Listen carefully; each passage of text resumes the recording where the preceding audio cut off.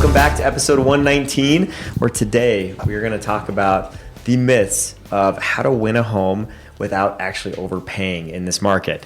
And we're going to talk about what that looks like to win a home in this market and give you some details on best practices for how we're helping people do that all the time. So first of all, we want to walk into why buyers end up overpaying in the first place most of the time. What are you guys seeing when you're out there? First thing that I'm seeing with people is when emotions drive the decision. So you got the fear of missing out, like, oh, I really, really want this house, and like they're just gung-ho all the way in. They get that emotional attachment after the first showing, and it just kind of, that's where it is. But I think everybody has seen the second time and third time you go into the house, you start to notice a few more things that you didn't see that first emotional appeal. Confusing list price with value. Right? Just because it's listed at a certain price doesn't mean they did their diligence and priced it accordingly. I've got one. Yeah? Waiting too long. I honestly think waiting too long is the best way to overpay for a house. Like, we have so many buyers that see a listing that's been on for 60, 70, 80 days, and they're like, let's just wait and see if it comes down more and see if it comes down more. And then somebody else gets in the game and they're emotionally invested in the house because they've been watching it for 30 days and they've done 3 different visits and told their family about it and talked to the HOA president. And now all of a sudden it's like, now I have to compete with this house and I have to pay it's sometimes $50,000 more for it than what I would have paid before. So I think waiting is the biggest thing. That's a good one. Yeah, I've learned a lot from clients who are, we had Gary on how many shows ago? Yep. He really wants a deal, and he has taken me places that I probably would not go. Mm-hmm. But to follow on that is just put it out there. Like, they can respond, you learn something. They can not respond, you still learn something. Or you can get engaged and get a deal done. So I think waiting too long. But the other part of what you opened with is we do want emotion. We want them to find something that they think they're. But drawing that line, and I think we're going to talk a lot about that in this episode. I love it. How much do I love it? Because I still don't want to lead with my emotion. At some point, let your emotions sit. Let's see what kind of deal we can. I mean, if you like it online and you like it in person, check that emotion. But if I've seen people where they're emotionally attached to a home because of some feature, but they don't have enough bedrooms for their kids. It's like, that's going to be more of a pain point than this beautiful kitchen. Mm-hmm. So, all right. And the other thing is the headlines nowadays kind of exaggerate the story, right? So there's a sense of urgency, and everything's clickbait, right? So it's always exaggerated. So whenever they do the national home statistics, and I'm like, well, real estate is hyper local. It can change from the west side of town to the east side of town significantly. So that's kind of where it is having a strategy, being an active buyer. Don't be passive and just watch this thing. But if you like it, okay, what is it going to look like? Maybe it's make an offer and don't get a response. So that's kind of the first start there. So, but the emotional part of it's big. And I just showed a home recently where that sloped 8 inches from the middle of the home to the front door, and my buyer loved it. She was like, "Yeah, this is great. This is the right part of town, right where I want to be." And I'm like, "How do you feel about vertigo?" Do with vertigo. 8 inches. I think that might be a record. It was big. I've seen some pretty bad ones, and in the end, it's like less than 1 inch. We did a height test after, and it was a big swing from one side to the other. So just that emotion can get you to buy a house that's going to be almost impossible to sell down the road if you let that carry you through and don't have any science to back it up. So it's got to be art and science. Yeah, right? You talked about the clickbait, the way you write. We try really well to write really good listings. Mm-hmm. But when you read this thing about, and they're telling you when to submit their offers, then you look, they've been on the market for 130 days and they haven't changed that. It's like, So when all my, showing appointments I put on calendars, I always put price, and I put the price discounts so you know where they started and how many days. Yeah. Just to get them in the note, 133 days. Maybe there's a deal to be had. Yeah. Yep. We got to train our buyers on that. Sorry. Oh, sorry. No, something that I saw recently too is someone put in the public remarks, this home was appraised for this much more than the list price. And so that's another trick too, that kind of exaggerates urgency, What does that some tell you? clickbait. Yeah. It's very, very motivated by sellers, rather. Yep. and someone had an opinion of price, right? That's all an appraisal is someone's opinion is that the price is higher than this, So yeah, I've seen that a lot too, and it's interesting. But yeah, you have to understand true market value, right? And true market value comes from data, comes from the comparables of homes that are around that property. And so the way that we like to focus on that is we look at a quarter mile, and just look in the neighborhood mainly and say, okay, 6 months back, do we have enough data to look at to determine whether this home is high, low, or right at the number? And we look at little things like, size, obviously, like if it's 200, 300 square feet more, is there any adjustment that needs to be made there? Bedroom, bathroom count, what adjustments would we make there? Finished basements. Yeah, and we have numbers for all of these that I've learned from following appraisers around homes for my whole career, and that's helped a lot to help us make adjustments, calculated adjustments that make sense in the market. And as you do that, what a finished basement is going to add, what a fourth bedroom is going to add, what a third bathroom is going to add, and all kinds of different things, and then you have to weigh out, what about the cosmetic updates, all those things really are real money, right? And some of them pay you back 2-3 times. Others are going to pay you back 50 cents on the dollar or 15 cents on the dollar. And so there's a lot of adjustments that need to be made, and that's really understanding true market value. And in our market in the fourth quarter, we were 98% of the list price is what most homes were selling for. And that was after a couple price adjustments. So that's kind of the nature of our market, and where it's at right now is you'll see a home go on, reduce price 1%, reduce another 1%, and then sell on average in about 45 to 50 days is kind of where days on market's been in the last few months, and then get 2% less than what their last list price was. So that's what is happening most of the time, but those condition and layout adjustments that we make to determine value, that's how you find true value, rather than just how do you feel when you walk through this house. I've said this before, but in a community like South Denver, where similar builders building same layouts, finding comps is much easier in our markets than maybe in some others. Yeah. And you have it, not like we all have different subtleties to how we comp, but I like finding the house across the street, even if it sold 18 months ago. Yeah. Because I know what the market did over 18 months, and I can still get pretty good comps. Yeah. Right. Exactly. So I say to buyers all the time, like, don't worry about the price, because we have no idea if they're asking the right price. Yep. Let's figure out, do you like the home? What about it do you like? Then we'll figure out what we think it's worth. And that might be, we've had times recently where like, that house is priced really fairly. Yeah. Sometimes that's the case. Yep. And Sometimes not. I think a lot of our listeners have bought homes and their realtor never checked comps, never even showed them, what the comps are looking like. And that's crazy to me. Like, our first step is always you find the home that you like, and then comps, data, right? Figure out that part of it and determine market value, and then determine a strategy around market value. And I think that's where some people skip that step and they miss out later. Yep. Disclaimer, like the market we're in allows us to do this the right way again. 3 years ago, we didn't have that luxury. Yeah. Yep. It's true. And having a realtor on your side that understands what the last 12 months has done and is up to speed on the market.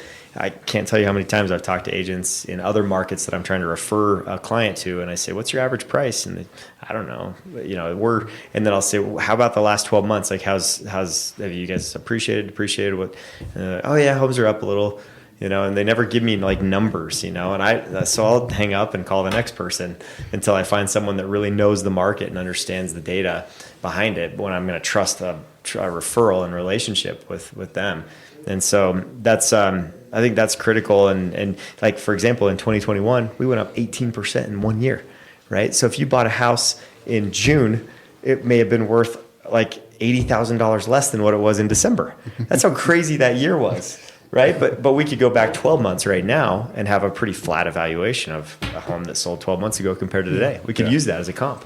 So, you have to know what the market's doing as well. And looking at those comparables, it always tells you what the market paid for that property, not what it's willing to pay, what it actually has paid. So that's where the closed ones. And that's just with anything. So that's where the analytics come in that science. So.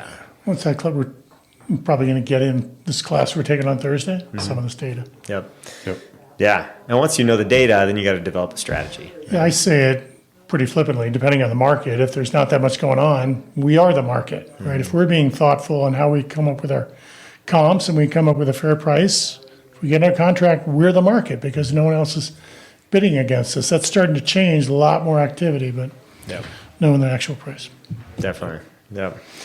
All right, so I think pivot to the next section. So if we know what the value is and we're armed with that through comps, and the next step is, what's the strategy we can use to try to get that house for a great price? So I start this session thinking about, we almost always talk to the listing agent. And we can ask very open-ended questions to get them talking about their seller situation, what matters, what's driving it, what they've learned, maybe they were under contract, why did it fall out, et cetera.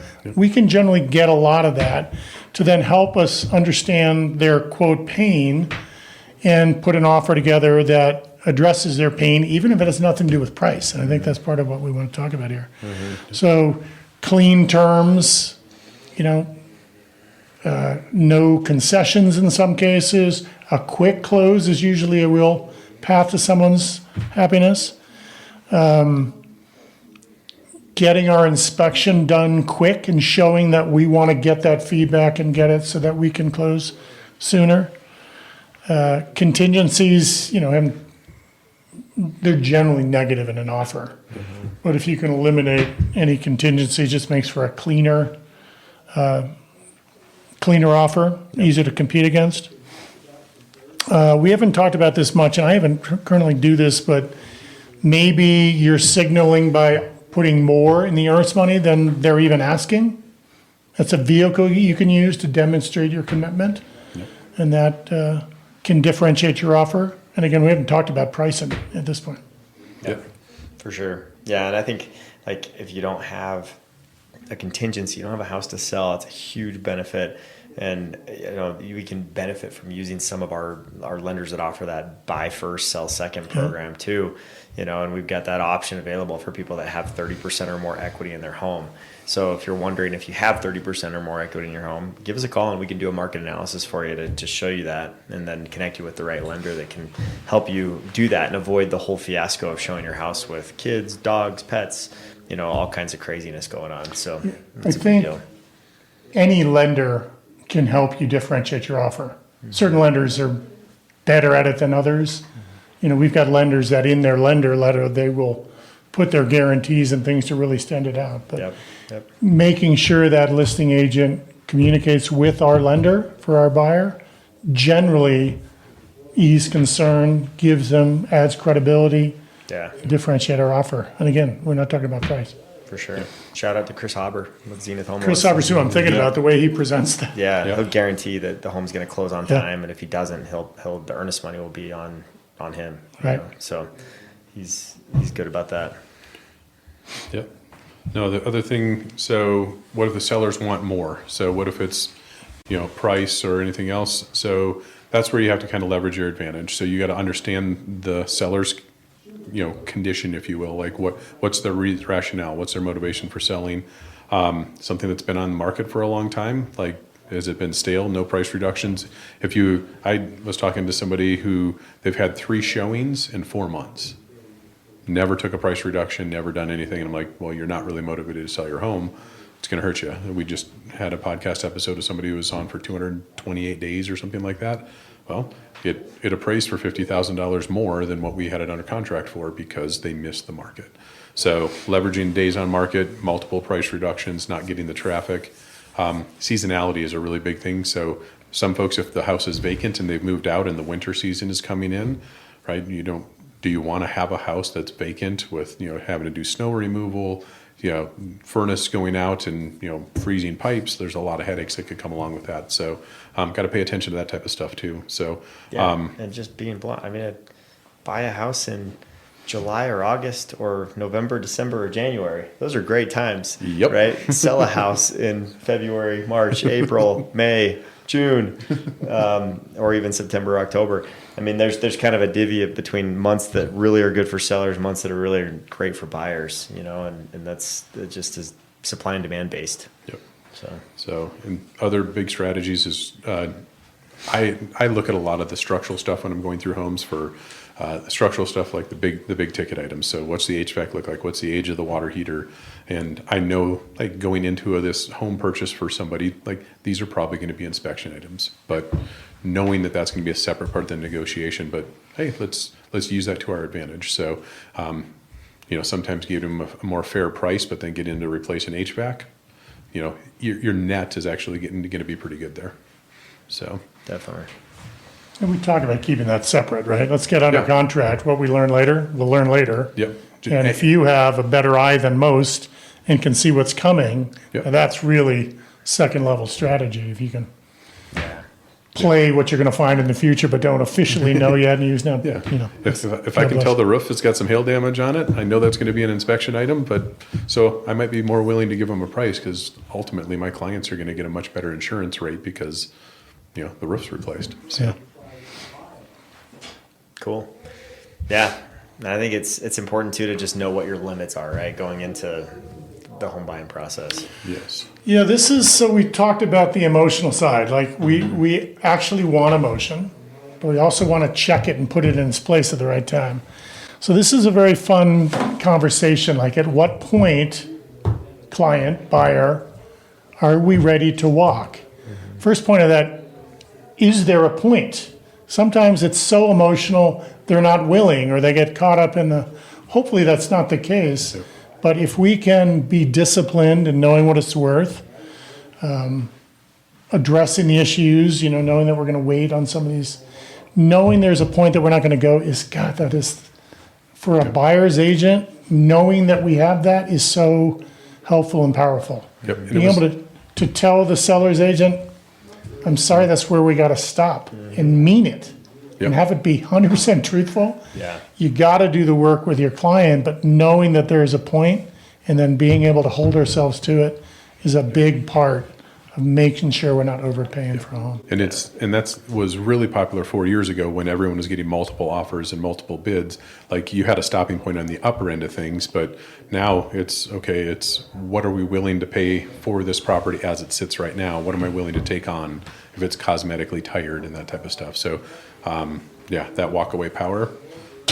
Sometimes as we were talking about earlier, sometimes those agents will come back like, "Hey, we're willing to entertain your offer." Yeah. Well, unfortunately, Too late. we already bought something else. So, but they'll be convinced against their will. It just will take time for them to realize that. Yeah.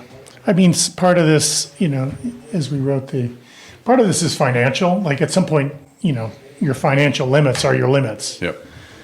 Usually we have enough wiggle room. That's not the ultimate driver. Like we've seen it with some recent clients where they were to a point where they were no longer comfortable and maybe we couldn't look at all the homes, but acknowledging that financial matters and there's a limit there. But usually from what we're talking about here is we need to know based on our own research, what we've discussed at some point, we're prepared to let that house go at that price. And then maybe we get it back at the price we want. Yep. Definitely. No, and that's the one thing, and that's the part of the strategy of not developing this alone, right? So don't just, hey, buyers, go figure that out and let me know what you want to do. Like, hey, here's what I got. I'll let you guys talk about the personal finance aspect of it, but we'll come back and develop a strategy. So. Yeah, and that's also why the right team helps you win smarter and why working with the right team matters. So agent experience is one thing that will really help you out. And just a side note on that, make sure they actually have experience because I know there's people that have been agents for 20 years or whatever, but they're doing maybe like one deal every few years or something like that. So make sure they actually know what they're talking about. Make sure they have local knowledge and that you have good lender strength. Also, strategy usually beats speed. And these things can all help you with reading seller signals, adjusting your offers quickly, and avoiding emotional mistakes. that can cause you to overpay. Yeah. Well, and I laugh when people say like I hate realtors. I don't like realtors because it's like that's saying like you don't like flowers, right? You might like one, but you don't like the other ones, right? There's some that are more beautiful than others, and more knowledgeable and better, more valuable than others. And so it's important to know that not all realtors are created equal. And not all lenders are created equal. Some of them are really good at informing you and also having products available and having experience and expertise that you need to negotiate and help you through the process. And that can make all the difference, for some people. Even just coming up with a better strategy than what you have when you're banging your head on the wall trying to get your home sold or trying to find the right home or getting outbid. I just talked to another buyer today who's in an agreement with another agent right now and had reached out to say, hey, we've struck out like 3 or 4 times, we're getting outbid and we just feel like the strategy's not there, the local knowledge isn't there. And so we're looking to have a different experience, and we're looking right where you are, where your office is, where your home is, and we've seen that you've done a lot of, had a lot of experience and that sort of thing. And so it's just, I think when people gravitate to value, that's what they want. And it's when you hear general statements like that, it's usually people that are just misinformed, or they had a bad experience and then they gave up and they stopped really, trying. So I would encourage anyone who's looking to absolutely reach out. We'd love to help, and help you win in this market without overpaying and, spending too much on a house. With the right strategy, with the right knowledge, you can do that, and we can help you with that, not only with knowledge and strategy, but with negotiation skills to really help you get that price down and get the terms of the offer that are going to, be best for you. So if you liked what you heard today, feel free to give us a call, and you can text or call the number that's on the notes here, and we'd be happy to set up a consultation with you and learn more about your situation so that we can help you through this process, whether it's on the buying side or on the selling side. Both have strategy. Both, it helps a lot to have an expert on your side that can help you through this process. So appreciate you listening, and we'll catch you on the next one.